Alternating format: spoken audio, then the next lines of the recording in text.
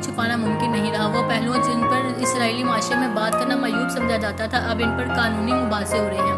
इसमें तब्दीली की एक अहम वजह यह भी है कि इस बार फ़लस्तीनी बदल चुके हैं। वो जो पहले दो रियासती ढांचे को इसराइली फ़लस्तीन तनाज़े का हल समझते थे, नौजवान फ़लस्तीनी अब अल जिब्रिया के इनकलाबी मॉडल को मानने लगे हैं कि नौआबादियाती क़ुव्वत को अपनी सरजमीन से बेदखल करना ही कब्ज़े फ़लस्तीन का वाहिद हल है। इस आवाज़ में एक अलमनाक सच्चाई पोशीदा है, लेकिन जब मैं गजा से सामने आने वाली वीडियोस देखता हूँ तो ऐसी इसराइली कौम से हमदर्दी महसूस करना मुश्किल हो जाती है कि जो अपनी ज़मीन को मुस्तकिल तौर पर महफूज करने का वाहिद हल है। फ़लस्तीनियों की नस्ल कशी को समझती है। हम सिगमंड फ्रॉइड के नफ्सियात के नज़रिए डेथ ड्राइव से तो वाकिफ़ ही हैं, जिसमें इंसान तबाही और तकालीफ पहुँचाकर खुशी महसूस करता है। गजा में यही कुछ हो रहा है और अफसोस के साथ ऐसा नहीं होना चाहिए।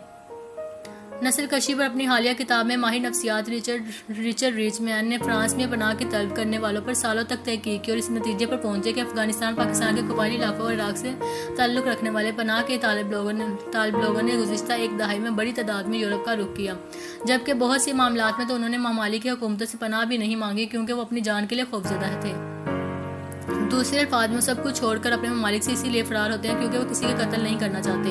तो ऐसे लोगों को मुहाजिर कहना ही इन कुर्बानियों का समर नहीं जो उन्होंने दी है। दुनिया के नज़रियात में आती इस तब्दीली के तनाज़ुर में ये सवाल जहन के पर्दे पर उभरता है कि क्या ही हो अगर इसराइल के रेजर फौज और फौज में नए भर्ती होने वाले नौजवान एक सुबह उठें और फैसला करें कि अब वो किसी को नहीं मारेंगे और इस जंग में हिस्सा नहीं लेंगे। अगर ऐसा हो जाता है तो इन्हें भी इसराइल छोड़ना होगा, लेकिन वो शिकस्त खोरदा नौआबादियाती क़ुव्वत के तौर पर नहीं बल्कि एक पनाह के मुतलाशी अफराद की तरह ये ज़मीन छोड़ देंगे। जर्मनी, ऑस्ट्रेलिया, स्वीडन और दीगर यूरोपीय ममालिक भी नई ज़िंदगी बसाने वाले दीगर हज़ारों यहूदी नौजवान की तरह जिन्होंने मज़हब के नाम पर तहरीक की बदतरीन नस्ल कशी में हिस्सा लेने से इनकार कर दिया।